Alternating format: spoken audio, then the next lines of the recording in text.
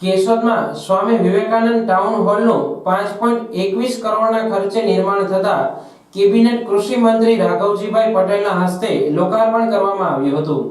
આ લોકાર્પણ કાર્યક્રમમાં સૌપ્રથમ દીપ પ્રાગટ્ય બાદ સન્માન કાર્યક્રમ યોજાતા અધિકારી પદાધિકારી તેમજ મોટી સંખ્યામાં નગરજનો ઉપસ્થિત રહ્યા હતા।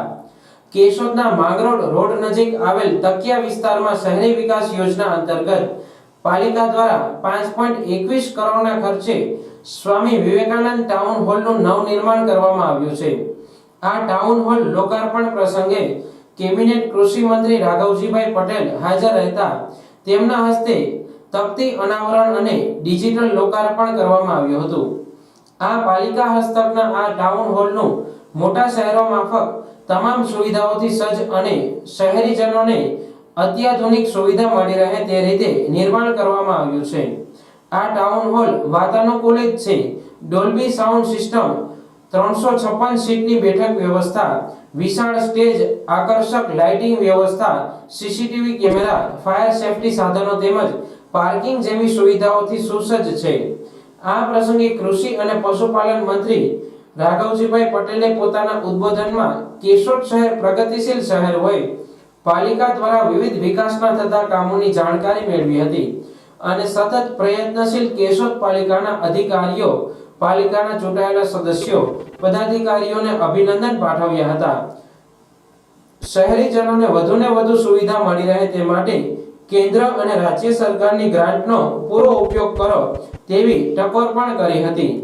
આ પ્રસંગે ધારાસભ્ય દેવાભાઈ માલમ, પાલિકા પ્રમુખ મેહુલભાઈ ગોંડલિયા, ઉપપ્રમુખ પ્રતિનિધિ ચિરાગભાઈ બોપાડા, કારોબારી ચેરમેન અજયભાઈ કોટક, જિલ્લા ભાજપ પ્રમુખ Kiritbhai Patel, chief officer MM Vaghela, deputy collector Kishan Garchar, મામલતદાર સંદીપ મહેતા, ડીવાયએસપી BC ઠક્કર, માજી ધારાસભ્ય વંદનાબેન મકવાણા, તાલુકા પંચાયત પ્રમુખ પ્રતિનિધિ પનુભાઈ ઓડેદરા, કેશોદ ભાજપ સંગઠન પ્રમુખ પ્રવીણભાઈ બાલારા, તાલુકા ભાજપ સંગઠન પ્રમુખ ગોવિંદભાઈ બારિયા, પાલિકા સદસ્યો અને સ્ટાફ તેમજ નગરજનો હાજર રહ્યા હતા।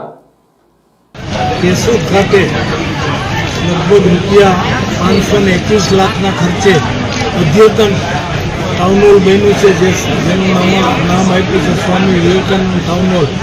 એનું લોકાર્પણ કરવાનો આ કાર્યક્રમ હતો। એનું લોકાર્પણ કરવામાં આવ્યું છે અને સાથોસાથ નગરપાલિકા હસ્તક ચાલતા વિવિધ વિકાસ કામો અને મંજૂર થયેલા કામો અંગેની પણ જાણકારી મળી છે। ખરેખર નગરપાલિકાના પદાધિકારીઓ સરકારની વિવિધ યોજનાનો લાભ લઈ આ શહેરની જનતાની સુખ સુવિધામાં વધારો કરવા માટે પૂરતી મહેનત લઈ રહ્યા છે। એના માટે પદાધિકારીઓ અભિનંદનના અધિકારી છે। કેશોદ શહેર પ્રગતિશીલ શહેર છે। આ શહેરમાં વધુ વિકાસ કામો થાય, એક સારા સિટી તરીકે કેશોદ શહેર નિર્માણ પામે એના માટે રાજ્ય સરકાર અને કેન્દ્ર સરકારની અનેકવિધ વિકાસ કામો માટેની યોજનાઓ છે। એ યોજનાઓનો લાભ આ શહેરની જનતાને મળે એના માટે નગરપાલિકાના પદાધિકારીઓ પંથકમાં આજે જે શહેરની સમસ્યાઓ લઈ અને પરિભ્રમણ કરી રહ્યા છો ત્યારે એમની યોજનાને લઈને તમારે અત્યારે શું પ્લાનિંગ છે? ખેર પંથકમાં ગઈકાલે મેં રાણાવાવ, કુતિયાણા અને પોરબંદર તાલુકાના અસરગ્રસ્ત ગામોની મુલાકાત લીધી છે। જાત નિરીક્ષણ કરી અને લોકોને ખેડૂતોને મળ્યો છું અને પરિસ્થિતિને જાતે નિહાળી છે। એના માટે સરકારશ્રીમાં અમે સાથે બેસી અને આ લોકો ખેડૂતો અસરગ્રસ્ત ખેડૂતોને કેમ વધુ થઈ શકાય એ દ્રષ્ટિકોણથી અમે તાત્કાલિક કાર્યવાહી કરશું। સાહેબ, જૂનાગઢ જિલ્લામાં 100%થી વધુ વરસાદ થયો છે, પાકને નુકસાન થયું છે, હવે શું કાર્યવાહી થયું સહાય માટે? આનું સર્વે કાર્ય ચાલી રહ્યું છે। નુકસાનીનો પાકો અંદાજ મળશે એટલે એના માટે અમે ખેડૂતોને નુકસાની માટે વધુ સહાય મળી રહી એના માટેની કાર્યવાહી કરશું।